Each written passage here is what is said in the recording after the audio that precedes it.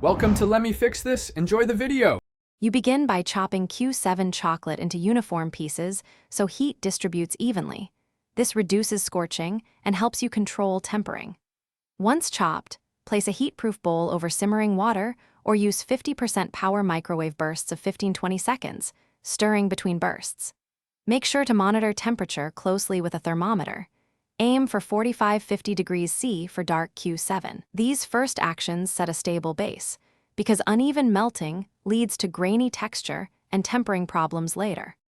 Once the chocolate is fully melted, cool it deliberately to 27-28 degrees C by seeding with 1/4 of unmelted Q7 or setting the bowl over an ice bath while stirring.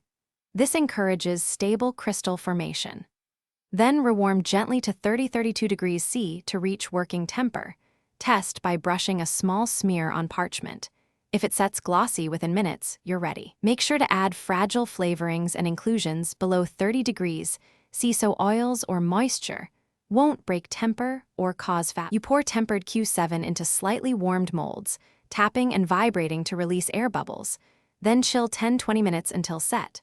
Once firm, unmold at room temperature and finish by polishing with a microfiber cloth or quick warm-gloved strokes to bring out shine.